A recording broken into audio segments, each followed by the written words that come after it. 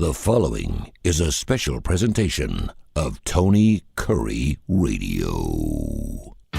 Keep your mission on your mind and your mind on your mission. This is Mission Minded with Michael Coleman.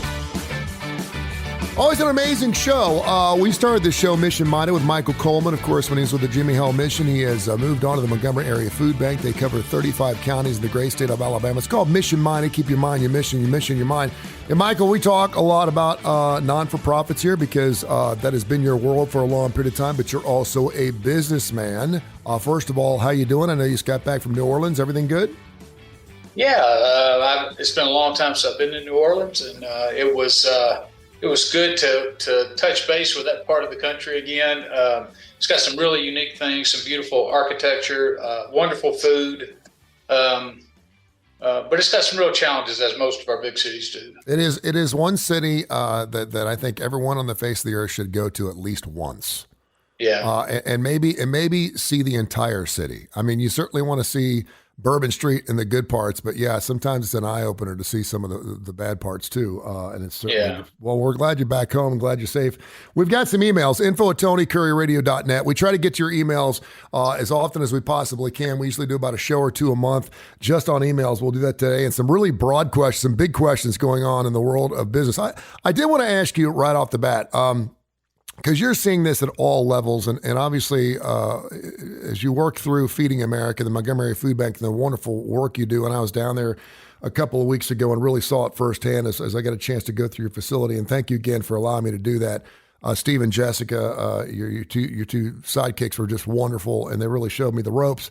I keep hearing about how we're in economic distress right now. I keep hearing that this country is heading the wrong direction when it comes to the economy. Yes, inflation is still high. Things cost way too much. Yet every time I go out I went out to a restaurant in Chattanooga on Saturday, and there was a 2-hour wait to get in the place to spend $80, $90 for dinner. What are you seeing at the level that you're seeing? Obviously, you're helping people that obviously are going through some tough times their own. At the bare necessity, they need food on their tables. I know you distribute millions and millions and millions of meals every single year. You do wonderful work just here in the state of Alabama. But from an economic standpoint, when you hear people say, we're going through a really tough economic time, what do you see?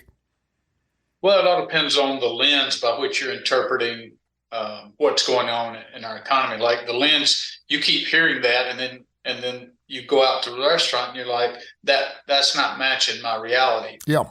It's so funny when you see all these different economic indicators out there, and you have people who do well in the market, but they do better when it's a bear market. So lots of times you see them. I mean, I could not be more confused right now when I look at the projections moving forward. I have so many people saying we are fixing to hit a recession. And I just read an article about how this is going to be such a boost in the stock market between now and the end of the year. And the truth of the matter is, I mean, they're all coming from reputable people that work for large companies. And to be honest with you, I could not be more confused as to what the future of where the economy is going. I will tell you, though, that as a trend right now, this is not so much economy based, although it is affected by it.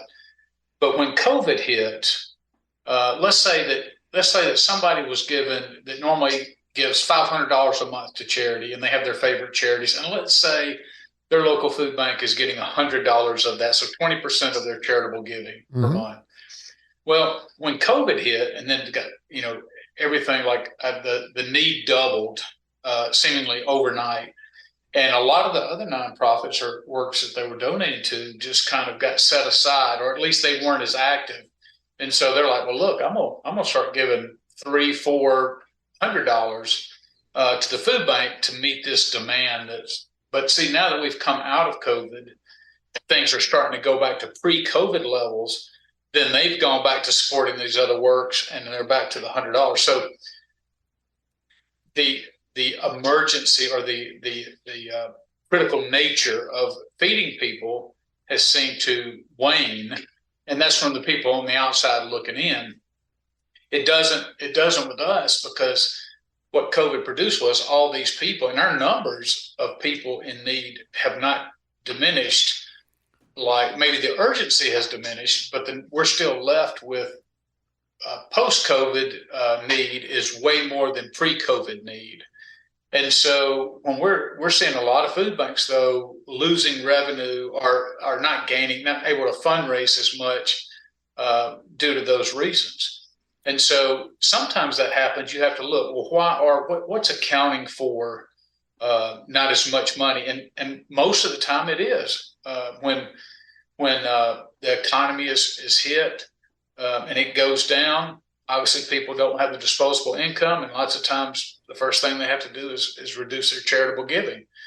And so you can say, well, what do you do? How do you plan for that? Well, obviously, you need your rainy day fund, which I've always been a fan of at least 6 months of operating income.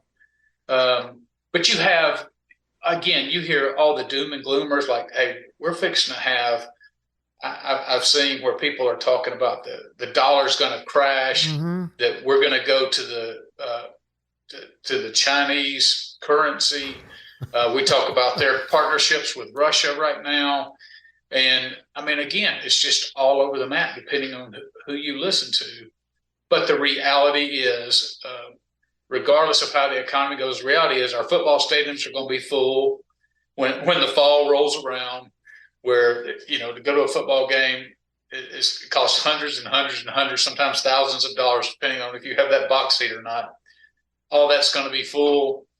I don't anticipate any huge downturns. And even if it is a downturn, the food banking world still has a strong message to appeal to people to meet the demand, because we're trying to help every child. And I would just tell you, not to go off on a food bank thing, but especially critical that the audience needs to keep in mind is this time of year, there's so many kids. We have 231,000 people in just our area of service that are food insecure.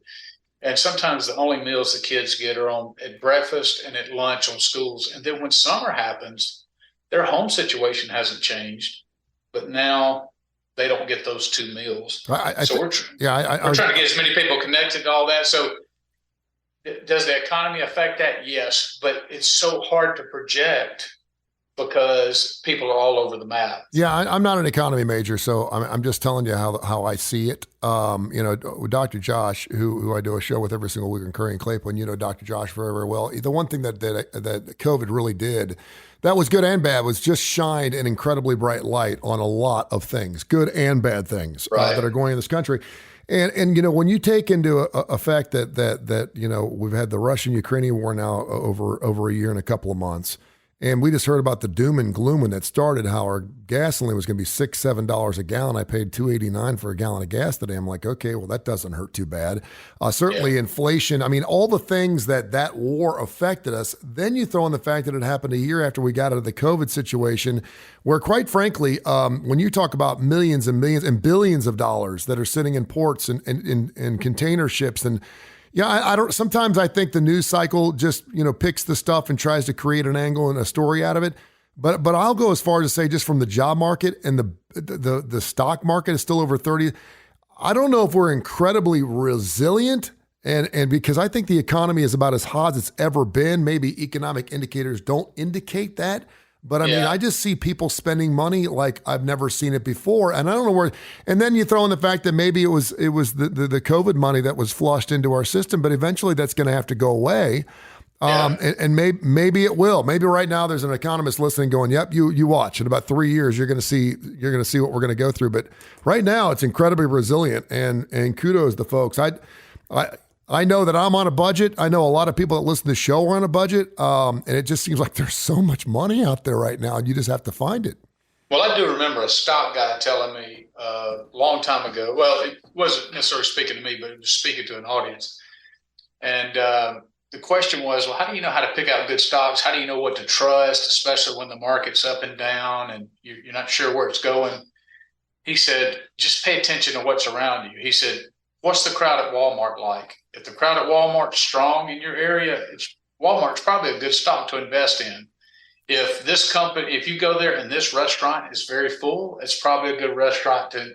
And so he was saying, just, you don't have to be a genius on the stock market. Just look around you as what's busy and what happened. And so now I think we're going to talk in a minute about Bed Bath & Beyond and all that, but when you go into Bed Bath & Beyond's for a long time, you hadn't seen that crowd. I mean, that could be a good indicator that something's wrong within the company or the paradigm that they're using. So I thought that was very useful. He just kind of dumbed it down for me and said, hey, if you're going to invest, just look around at what's successful in your neighborhood, because if it's successful in your neighborhood, that's typically how the chains are around there, and that's just some safe investment territory. Yeah, so we'll get into your topic of how to learn and grow as a leader. We'll certainly get into that, but you did mention info@TonyCurryRadio.net, info@TonyCurryRadio.net. By the way, if you're listening to the show on our podcast, we're all over the place on every major industry on Tony Curry Radio, or mission-minded to search it on Spotify or any major industry you listen. We're on everything, and you can also listen to the show at least 5 days a week here on the TKR app, and thanks to the 100,000 folks who have downloaded that. Bed Bath & Beyond, not one of my favorite stores, but whenever I've been in there, I thoroughly enjoyed it just because of all the different weird stuff you can buy in there. It's kind of like a Spencer's for adults. It's amazing. I mean, you end up buying stuff that you never thought you'd need. Everything from air fryers to different types of 8,000, count towels, whatever it is. They've been around for 52 years, since 1971, and they're filing for bankruptcy. They're trying to figure out how to stay open, and you would have thought that since everyone was at home a lot during the COVID time period, that business would have flourished. But because of some of the moves they made right before COVID, it fell apart. And that was one of those that they ended a lot of relationships with name brand companies and started going to private companies because the markup was higher. What's your initial thoughts? And that comes from Jimmy in Woodstock. He wants to know, what's Mike's thoughts on the Bed Bath & Beyond bankruptcy protection? Well, just as a general thought, people and companies file bankruptcy all the time. And when I was growing up, I remember the first time I heard about that, it makes you think, well, they literally have no money in the bank. And, but they talk about Donald Trump. He's filed bankruptcy several times. Mm-hmm. And so sometimes it's just a legal maneuver to help you reallocate your debt and to kind of start over, if you will. And it just there's certain protections. So sometimes it makes sense. It's never a good look, though, that you have to file for bankruptcy protection. It makes the company look weak. But some of the best companies have done that in the past, or in their growth process. They were growing for a while, and then they kind of set back, and then they filed for bankruptcy, they reorganized, and then they moved forward in a very positive way. The companies that I've seen, and I don't really know much about Bed Bath & Beyond, except I'm very much like you. I think it's cool to go in there sometimes and see all these little trinkets and different things that they had made available. But you don't hear that name dropped as much when people go to buy stuff. So everybody who went to online sales, look at the people who were buying for your market. You had Amazon dominating, and now Walmart's said, hey, we got to be able to reach people at home. And they started doing the groceries online and delivery and all the things. So you see how a company becomes more flexible to keep up with the times. And you don't hear Bed Bath & Beyond talked about in those sense. Now, I'm sure it does well with people who still enjoy going to the stores and seeing all that's available. But my guess is that it certainly just hasn't kept up, because if I think I'm going to buy towels, I'm just going to go to Amazon, or I'm going to go to Walmart, or I'm going to go something that I'm familiar with, that I know I can get it here in 2 days. I'm not going to go, try to hunt down that company, how to order it online. And hey, we're all creatures now who enjoy the convenience of punching a button and it comes to our door 2 days later.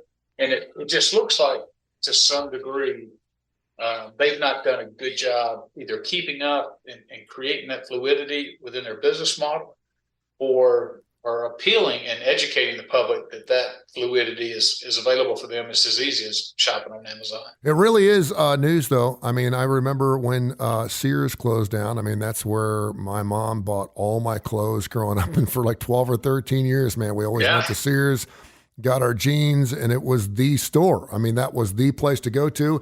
And I'll even say this, you mentioned Walmart. You remember Kmart?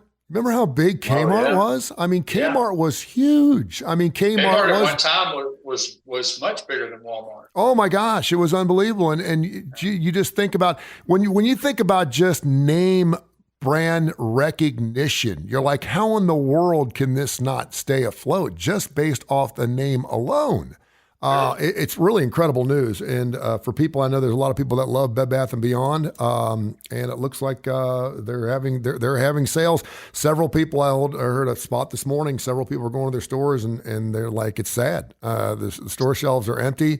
There's nothing to choose from, and that appears to be their future. All right, so we talked about the economy. You listen to Mission Mind. I love doing this show. I learned so much from Michael Coleman from the Montgomery Area Food Bank. By the way, we're going to be starting a brand new show coming up here in the next few weeks. Super cool show just about the Montgomery Area Food Bank and how they're evolving and growing. So really looking forward to that. Amy in Montgomery wants to know, how often does Michael follow the market? And are there any common economic indicators that help tip your hand and whether you're going to be blowing the doors off, whether you're going to be serving more meals, less meals? Is there anything you specifically look at on the internet every morning and go, uh-oh, this is not a good sign for the Montgomery Food Bank. We need to go out there and raise more funds? Well, one thing I've learned to do is not get caught up in the up and down of the daily markets because there's so many variables out there. And first of all, you will not find a worse stock picker than me. So if you have $5,000 and you want to throw it away, call me and I'll give you some stock picks because I've been incredibly unsuccessful when I've done that way. I come out better just turning it over to the professionals and letting them figure it out.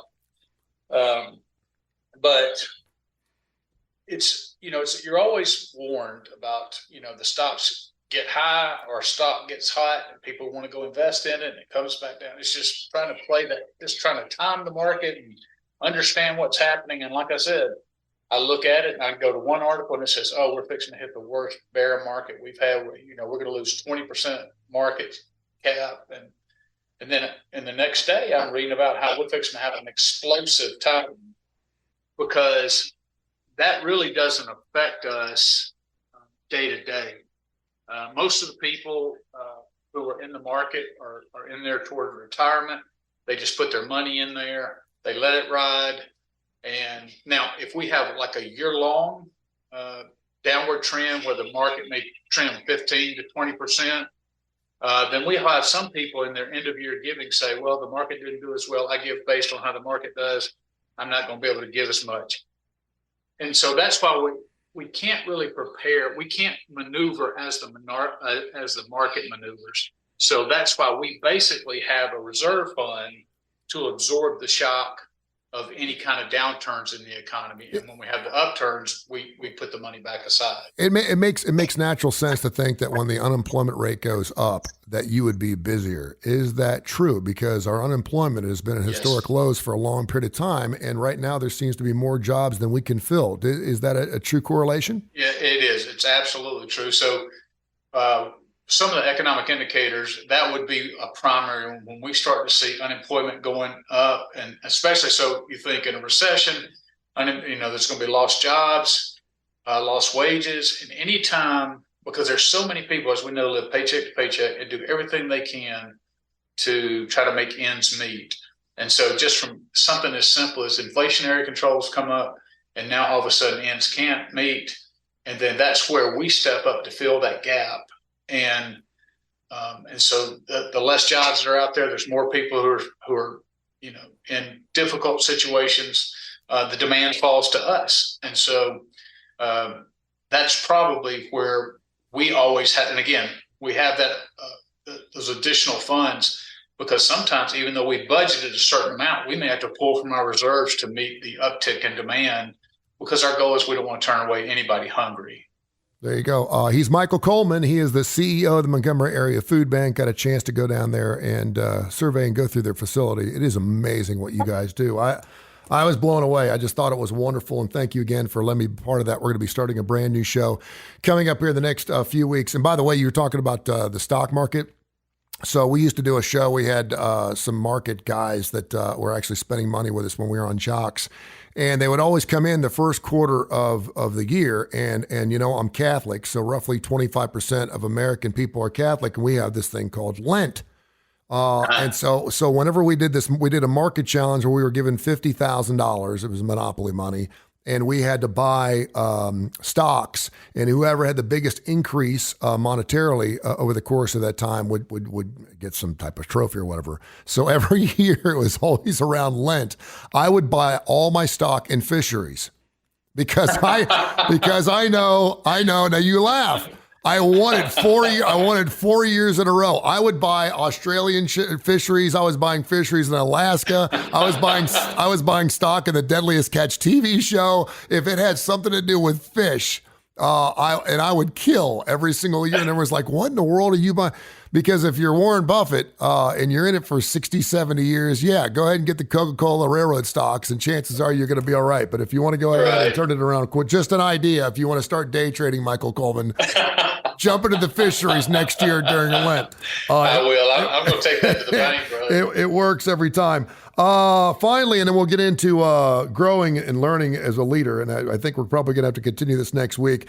Did we have a question about public traded and private companies? And I think this is specifically a question to you, specifically as the man. Do you prefer publicly traded companies or running publicly traded companies or private companies, and what are the pluses and minuses to doing that? Yeah, so I would be the first. Part of being a good leader is knowing where your weaknesses are, and I will tell you, I'm certainly not the expert on this because I've never been the CEO of a publicly traded company. And so I don't know as much about this, although I will tell you, publicly traded companies, there's all sorts of pressure to meet certain expectations of the shareholders.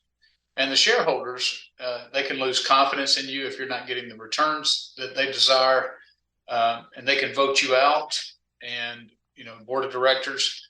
But you just have a larger audience. You just have sometimes a great responsibility as opposed to a private company. And so real quick, what are the advantages of being a publicly traded company then? Because you have a bigger influx of money. You have more chances for people to build assets and equity into your company because it's publicly traded, correct?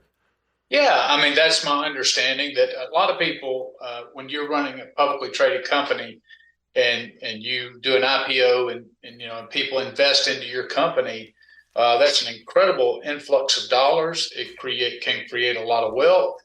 It brings in a lot of money that you can do things with. You can expand. You can, build new facilities. You can get new equipment. You can automate. You do all the things that you want to do with a company, but you are now accountable because you have several owners, and not to mention a board of directors who represent those shareholders.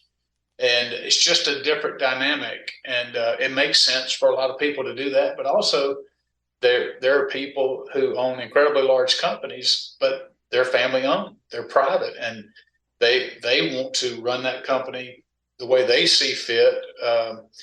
Knowing that, hey, if we have a down year or maybe we make some bad decisions, our revenue is just going to be less this year, but they have nobody to answer to but themselves. So it sometimes as a CEO, there's just certain things that you can and can't do when you're publicly traded. I think you have a lot more control as a CEO of a private held. So there's pros and cons. It all depends on what the goals of the organization are, goals of the company, and what they're trying to accomplish. And let me ask you this, and we only have a couple minutes left. What if you're a CEO, and we've been through IPOs, I've seen IPOs, I see the bell ringing and everyone gets super excited and congratulations, your business is now, and you get to look in the paper every single morning. I've been part of many radio stations that were privately and publicly held. I would say that it was much funner when it was privately held because everything was done inside and you didn't have to worry about that public pressure. But can you have a CEO that can make the seamless transition from bringing a privately held company to a publicly owned company, or does it take a different type of savvy, if you will, from a CEO when you're a publicly held company? Well, I think sometimes how your methodology of how you do things would be different. To me, leadership is leadership. Casting vision is casting vision, effective communications, caring for your employees, all those kind of things. I just think as even in the nonprofit world. So you could look at a nonprofit world, which is we have a board of directors, but we don't have shareholders. Mm-hmm. We have stakeholders. Yeah, they're worse. Yeah, yeah, and people who give you input, all the time. But I do believe, there's an extra sense of accountability, which can be very healthy for an organization. But it's just like anything else. You can have bad board of directors, and which can lead to the downfall of an organization as well, due to a negative influence. So it's not good or bad. It's just everybody has different goals, and different things fit different companies. And I'm sure there's tons of advantages besides just the money for going public. But like I said, I don't have a lot of experience in that to talk knowledgeably about those areas. All right, that's maybe something we can get into down the road. We are almost out of time, so we'll get into how to. And every time we get these emails, they make shows on their own. They're just wonderful. Keep them coming. info@TonyCurryRadio.net. We'll try to tackle anything you've got. Keep bringing it our way, and we'll read those on Mission Minded here with Michael Coleman, and we'll get into learning and growing as a leader. I'd love to hear that from you. We'll do that next week. Good to go? Absolutely. Looking forward to it. Appreciate you, man. Thank you. Thanks, buddy. This has been a special presentation of Tony Curry Radio.